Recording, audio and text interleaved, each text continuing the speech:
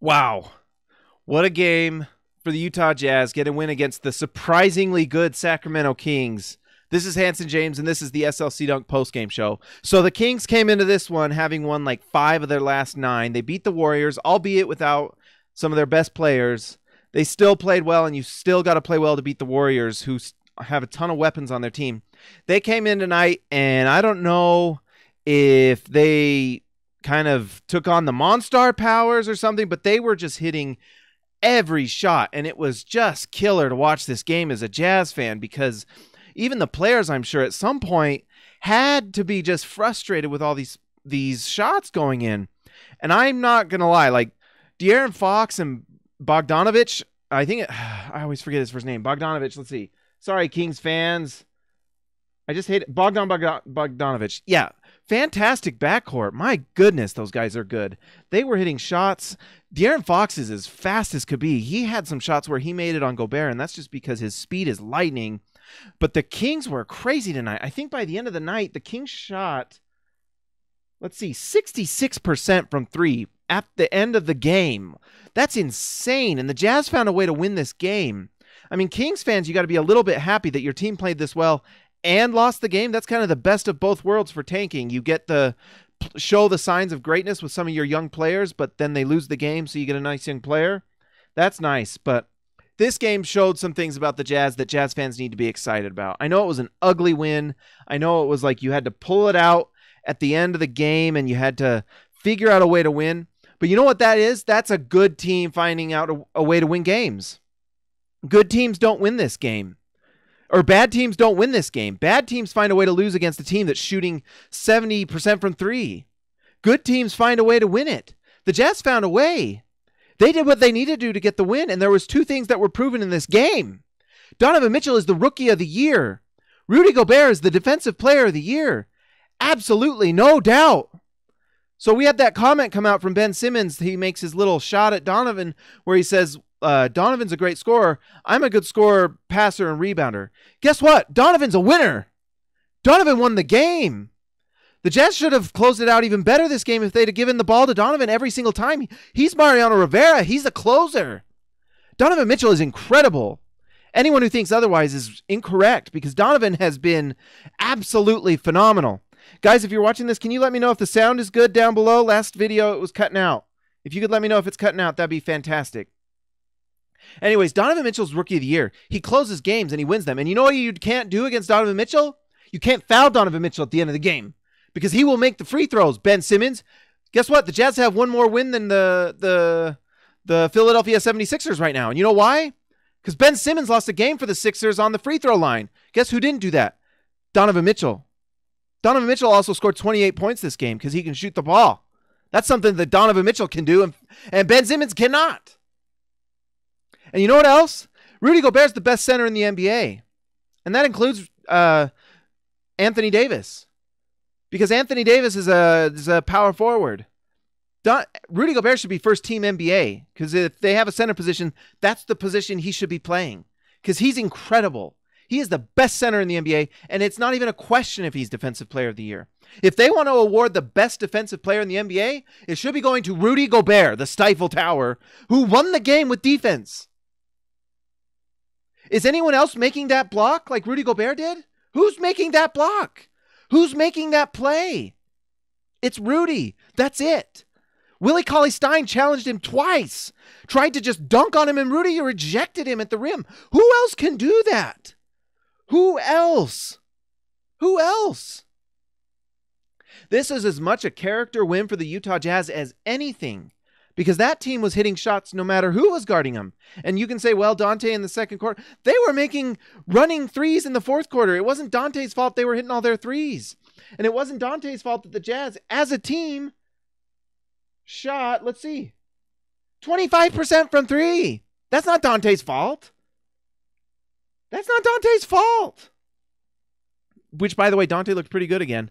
He's going to get better and better and better. We knew that he'd be rusty coming in, and he's already showing the signs that we wanted to see. He looks confident.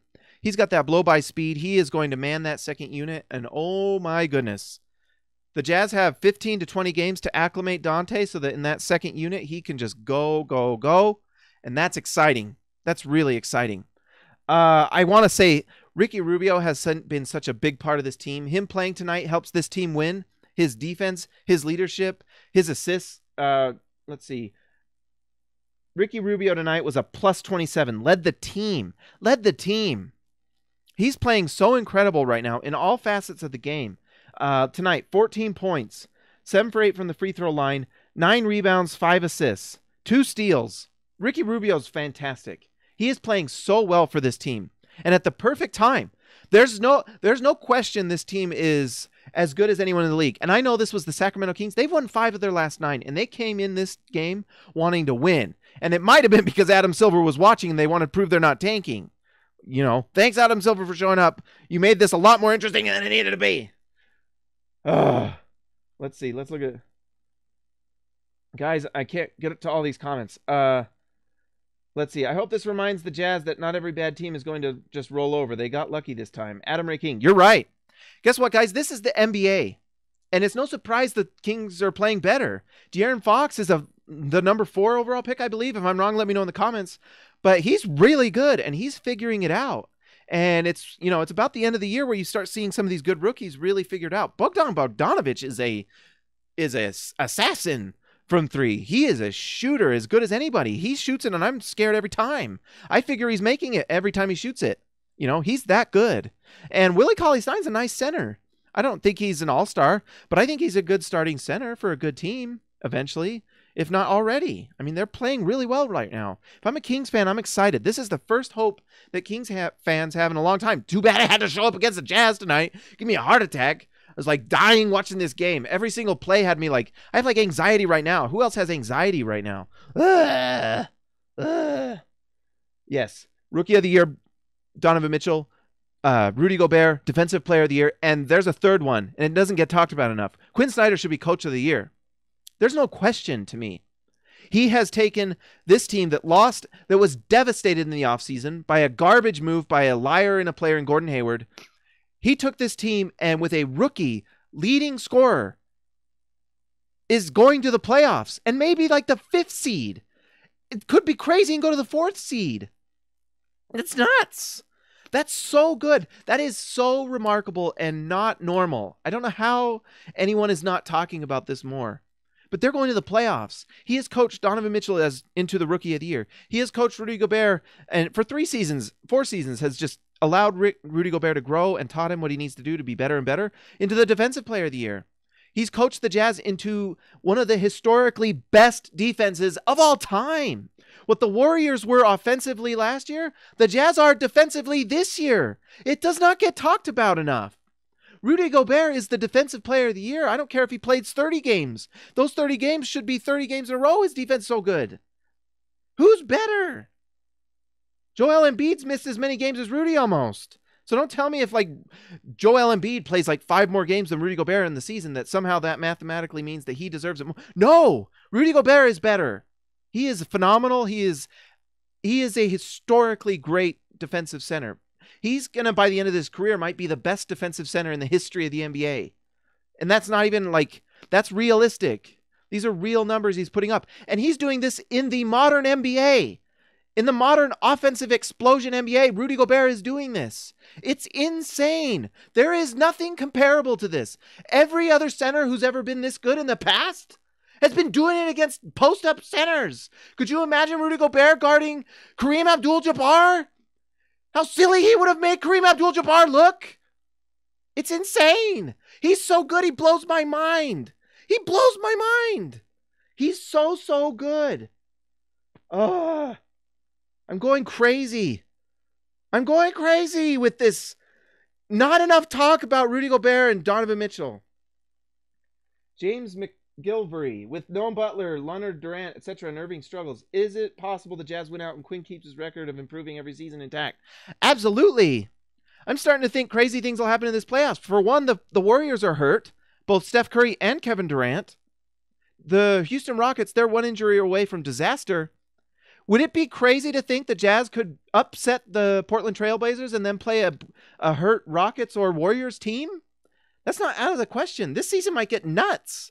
These playoffs might blow our minds. Could you imagine if this team just like snuck into the Western Conference Finals and then has to play the Warriors who might be injured? That'd be nuts. Has Chris Paul ever played in a playoff series that he didn't get hurt in? You know, he's older. Crazy things could happen. This is a crazy season. Crazy things could happen. That's why you always play hard if you can win. 30 games ago, this is just like, if you'd have told me this stretch would have happened 30 games ago, I'd have been like, okay, sure, guys. But it's been nuts. And hopefully everyone is appreciating how good the Jazz are right now. This is a character win. This is a good team win. This is one of those wins like the Warriors got last year or the year before when they won 73 games that they just refused to lose. It's the good teams know how to win and they go out and they win. And that's what the Jazz did tonight. They had no business beating a team shooting 66% from three, and they did. How do you win that game? How did they win this game? I don't even know. I guess rebounds and getting the line. Donovan Mitchell is insane. 28 points, closed the game. He's incredible. Rookie of the year. Gobert is defensive player of the year. Guys, like and subscribe to this video. The Jazz are going to keep going. We're going to keep talking about it.